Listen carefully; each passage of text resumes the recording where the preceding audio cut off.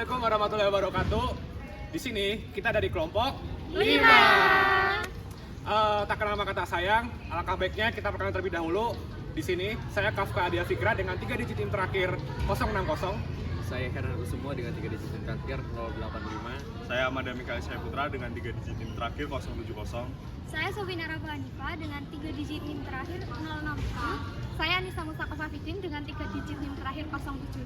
Saya Tabita Regina dengan 3 digit NIM terakhir 052. Oke, jadi di sini kami akan mempresentasikan video mengenai peramalan time series. Saksikan videonya. Baik, pertama dimulai dari latar belakang. Pada era globalisasi dan persaingan yang semakin berat, perusahaan harus mampu menyeimbangkan antara permintaan dan juga penawaran agar operasional tetap efisien dan juga kebutuhan pelanggan tetap terpenuhi. Dan dengan perencanaan permintaan dan penawaran, perusahaan mampu untuk menjaga ketersediaan stok dan juga menjadi adanya pemborosan. Namun kondisi pasar yang terus berubah-ubah dan juga preferensi pelanggan yang dinamis membuat proses persediaan dan juga distribusi menjadi tidak seimbang. Oleh karena itu, koordinasi antar pihak rantai pasok serta penggunaan peramalan yang akurat menjadi kunci untuk meningkatkan efisiensi dalam perusahaan. Baik, selanjutnya yaitu peran peramalan dalam rantai pasok. Yang pertama yaitu dapat meminimalisir kekosongan stok dan juga persediaan yang berlebih. Singkatnya, kekosongan stok dapat membuat pelanggan menjadi kecewa dan juga perusahaan kehilangan penjualannya. Sementara itu, persediaan yang berlebih juga justru akan mengakibatkan pemborosan sumber daya, kemudian juga adanya permasalahan di penyimpanan dan biaya operasional menjadi lebih tinggi. Jadi peramalan permintaan ini berperan penting untuk menjaga keseimbangan antara ketersediaan dan juga efisiensi persediaan. Yang kedua yaitu pengalokasian sumber daya yang efisien. Peramalan permintaan ini membantu perusahaan untuk mengelola sumber daya seperti tenaga kerjanya, transportasinya, dan juga ruang gudangnya secara lebih efisien dengan memberikan gambaran yang jelas tentang kebutuhan di masa yang akan datang. Selanjutnya, peran peramalan dalam rantai pasok yang ketiga yaitu meningkatkan kepuasan pelanggan. Peramalan permintaan yang akurat membantu meningkatkan kecepatan dan efisiensi rantai pasok sehingga produk dapat dikirim tepat waktu dan kepuasan pelanggan meningkat. Dan yang terakhir yaitu yang keempat, penghematan biaya di seluruh rantai pasokan. Peramalan yang akurat membantu menekan biaya operasional dan meningkatkan keuntungan dengan mencegah pesanan mendadak, pengiriman darurat, serta kelebihan persediaan. Kemudian kita lanjutkan dengan karakteristik peramalan yang baik. Yang pertama itu adalah keakuratan atau akurasi.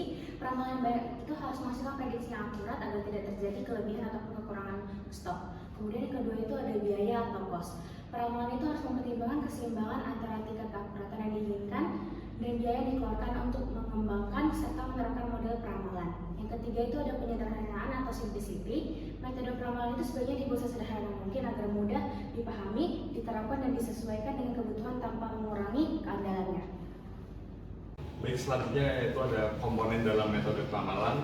Yang pertama ada data historis. Data historis sendiri merupakan komponen yang penting di mana di dalamnya terdapat catatan penjualan masa lalu, volume distribusi, volume produksi, distribusi, serta tingkat persediaan barang pada periode-periode sebelumnya. Lalu yang kedua ada identifikasi pola data, di mana proses ini dilakukan untuk mengenali bentuk dan kecenderungan yang muncul dalam data historis. Lalu yang ketiga adalah pemilihan metode. Metode di sini dibagi menjadi dua, yaitu metode kualitatif dan metode kuantitatif. Di mana metode kualitatif biasanya didapat dari wawancara maupun pendapat dari para ahli. Lalu yang kedua adalah metode kuantitatif. Jadi metode ini berasal dari data-data yang telah ada. Lalu yang keempat ada validasi dan evaluasi model.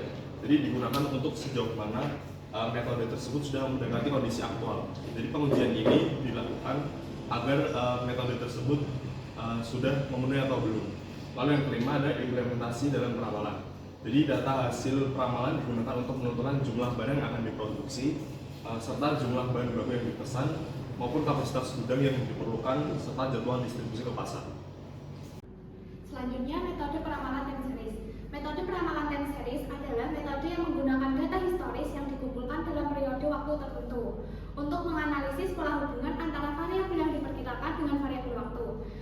didasarkan pada data permintaan masa lalu untuk memprediksi nilai masa depan dengan asumsi pola masa lalu akan berlanjut terjadi di masa depan. Tujuan dari metode peramalan time series adalah untuk memperkirakan kondisi di masa depan berdasarkan pola data dari data historis untuk mendukung pengambilan keputusan yang tepat dan mengurangi ketidakpastian. Komponen dari metode peramalan time series itu ada 4. Yang pertama, tren. Tren itu pergerakan data naik, turun, atau tetap dalam jangka waktu tertentu. Lalu yang kedua itu musiman, pola yang berulang dalam data pada interval waktu yang tetap.